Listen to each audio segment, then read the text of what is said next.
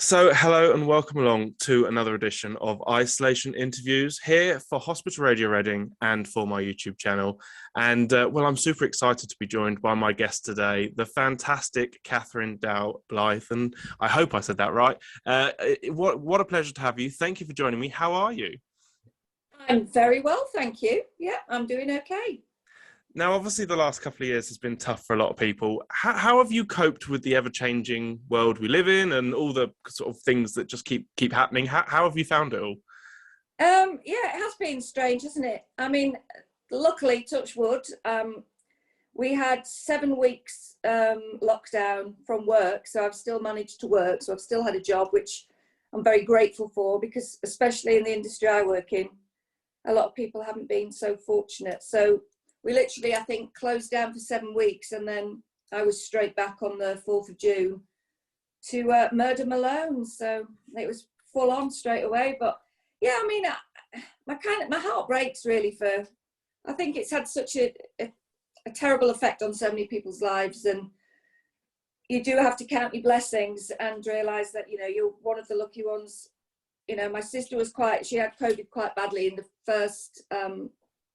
When it all sort of broke out, but luckily I haven't lost anybody close to me, and we're all still relatively healthy and keeping going. But I think the knock-on effect when we try and get to some sort of new normal, I think the mental health effects it's going to have on so many people is going to be vast, and I just hope that there is a support for people who mentally have really struggled, with loneliness, with pressure of, not working, having no money, not being able to feed their kids. I just hope as a society we can support those people.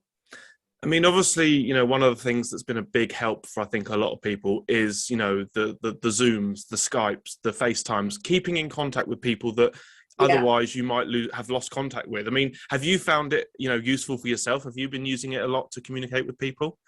Yeah, I'm not a massive fan of, I mean, FaceTime I use quite a lot, but you see, because I'm looking at your little corner where I can see your face, when really I should be looking there, down the camera. So when people watch this, my eyes are going to be down there. It's because it's unnatural to not look at you when I'm talking to you. So it's little things like that I found a bit, but no, I've done, I've had to do interviews by Zoom, and yeah, it's just fun, it's a new normal, isn't it? I think we just have to adapt, make the best of it, really. I think FaceTime has been, because I work away from home anyway, so FaceTime's really been a lifesaver for me to be able to talk, when I'm working away. So just to have somebody on the FaceTime while you're both cooking your tea at the same time, and so thank heavens we've got that. And I mean, have you found yourself, during the sort of the time when you weren't filming, did you find yourself learning any new skills, doing anything different? No, here we go. The $1 million question: did I bake sourdough bread? Did I learn a language? Do you know what? I didn't. I mean, I am naturally a very lazy person. I did buy myself a keyboard and downloaded piano sessions. I think I did one. I got the clarinet out that I played when I was at school, maybe for half an hour. But I'm very grateful that we have the luxury of a lot of TV channels and your Netflix and your Amazon Prime. And I've read a lot of books. I've walked my dog. I've watched a lot of films. But I've also been working, so I don't feel that guilty about new skills. I mean, of course, Emmerdale was one of the shows that was able to stay on air, didn't fall off air at all. You must have been quite, I imagine for all of you guys working on that show, it must have been such a privilege, and you must have felt so proud that you were able to keep things going, even under a pandemic.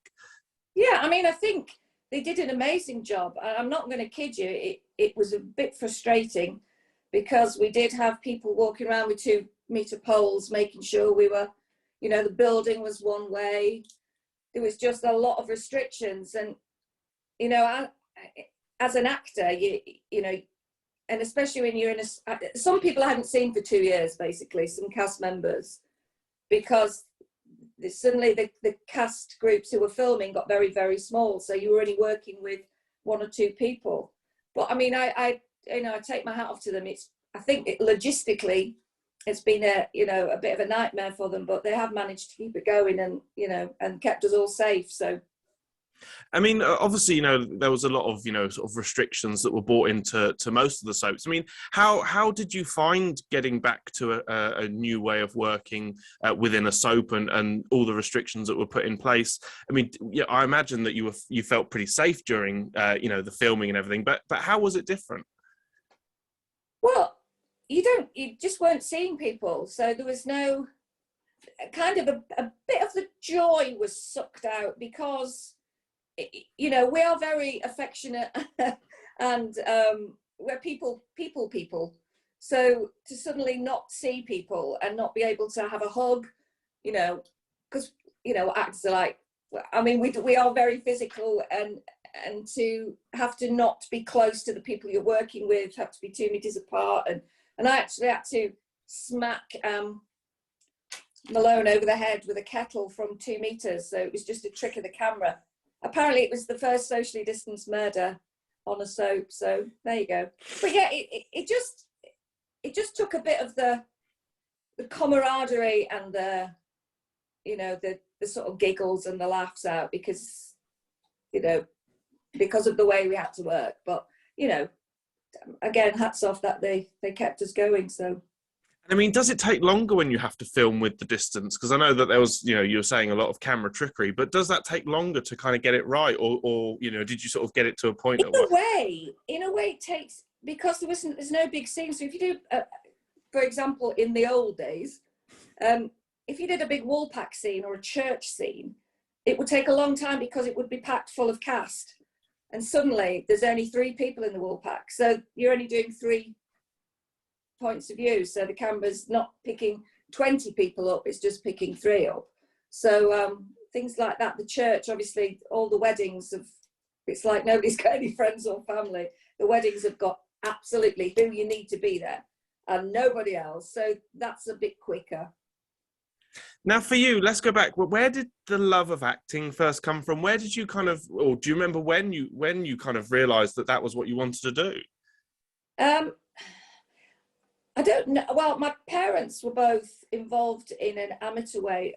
That's how they met, through the sort of the church youth club and the drama society that they belonged to up in South Shields. And my dad was into stage manager, and my mum was continued to be an actress on an amateur level. And I think the love that they had, and we always were involved, or sort of watching rehearsals and all that. And I just think, I don't know. It was just some bonkers dream.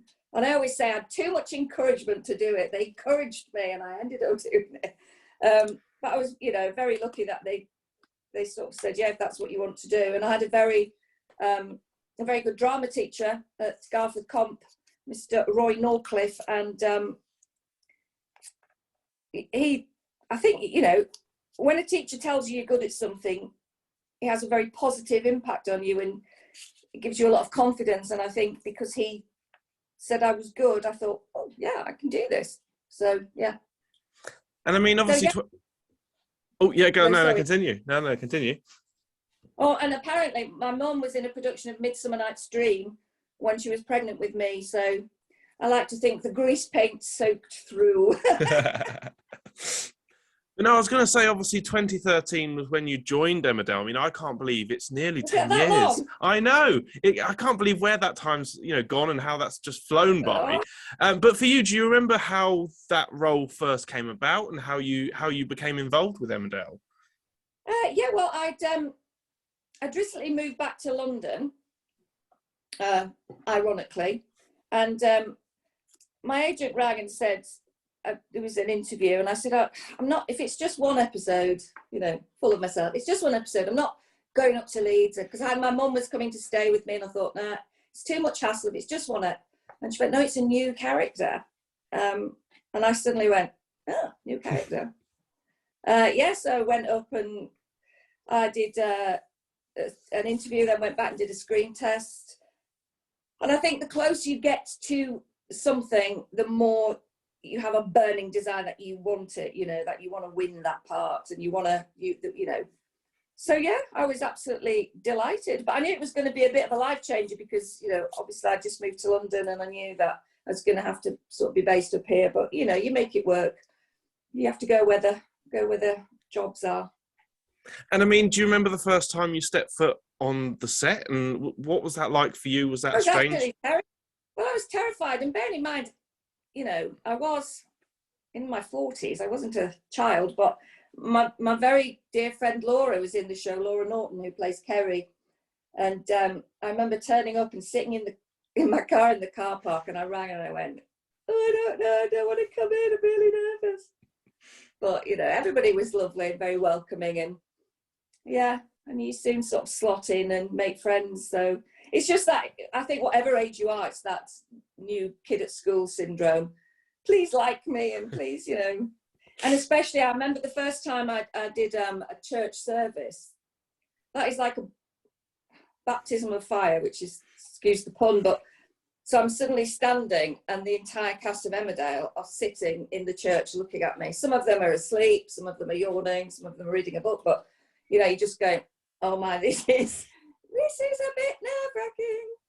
So, I mean, I imagine you've never been a vicar before, so that must have been something you've had to learn as well. Or a murderer, or a police officer. So, I mean, obviously, when I mean, such an interesting character to play. I mean, do you have to do kind of any research for you know for playing a vicar, or is that something? Well, I bought a Bible, and I'm not religious at all, but the important thing for me was I wanted it to be very flawed and very human, and I wanted it to, you know, be able to make mistakes and get drunk at the Woolpack and, you know, make a fool of herself. I wanted it to be, I didn't want it to be a pious, holier than thou sort of vicar, because I think her religion and her belief and her faith in God is everything, but it's not all she is. She's she's a flawed human being. So that was quite important, that she wore boots and silver rings, pretty much like me, and you know, liked rock music and wore leather jackets. I love that kind of vibe that she had. And I mean, when you joined the show, how much did you know about the character when you got the role, or was there a lot that you didn't know?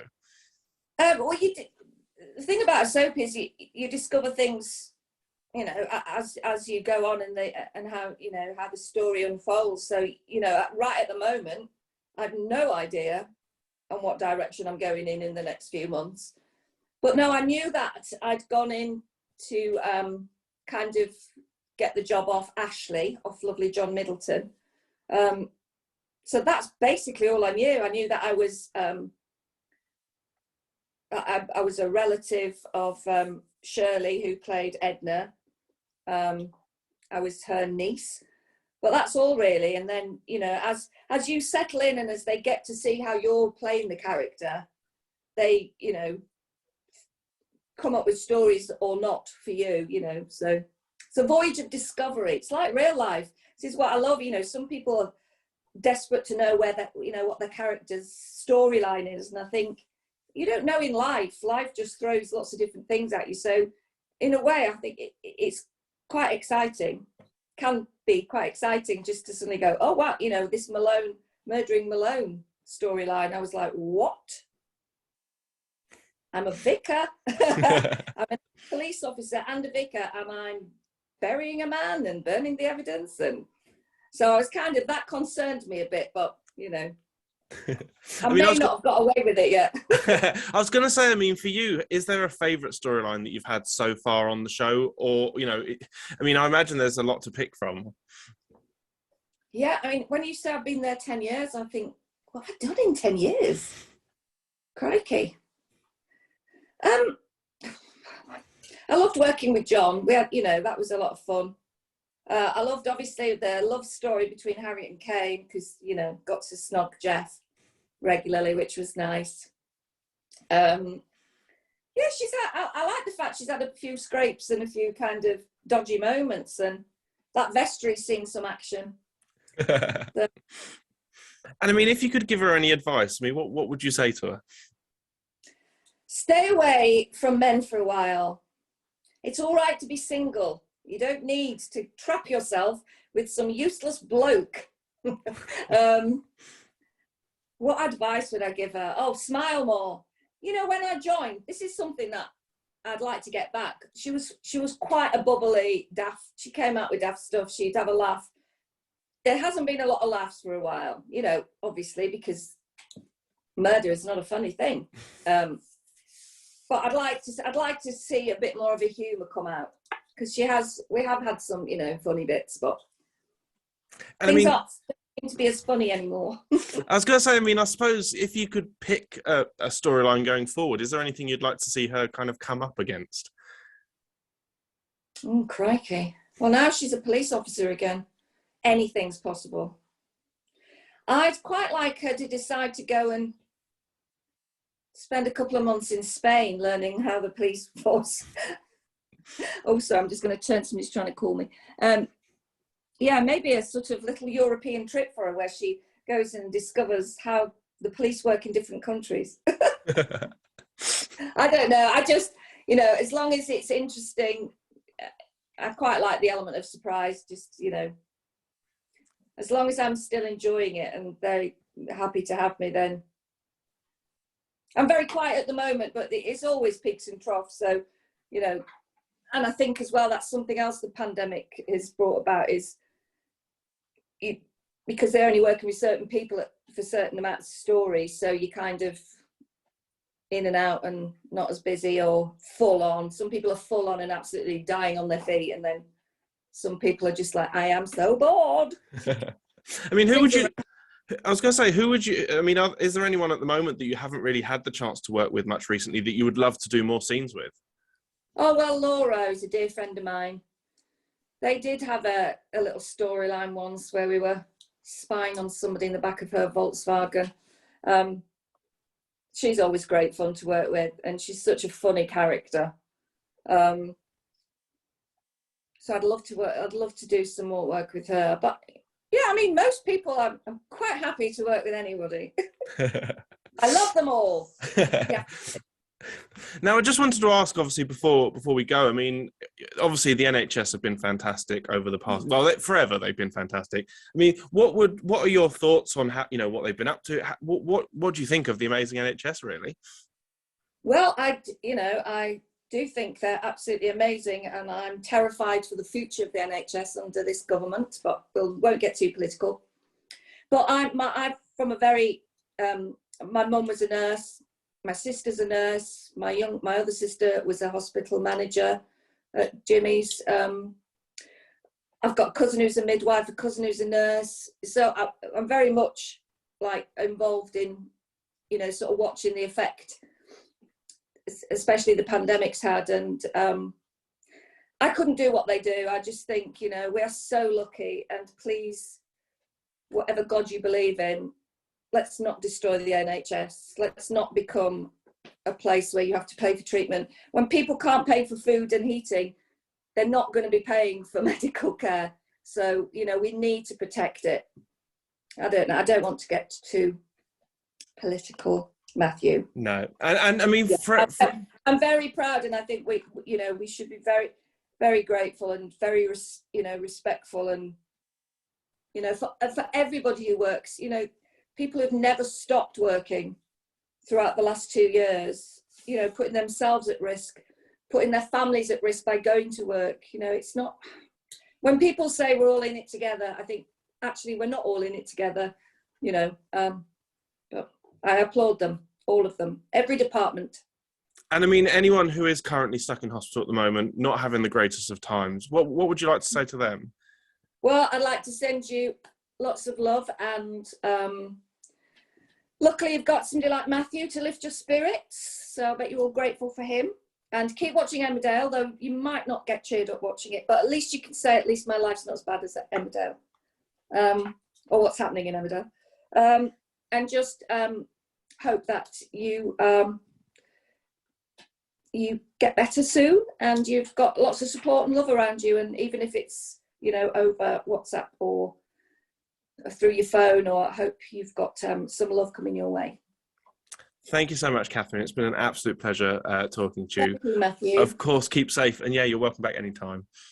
Thank you. You keep safe too. Lots of love. Bye-bye.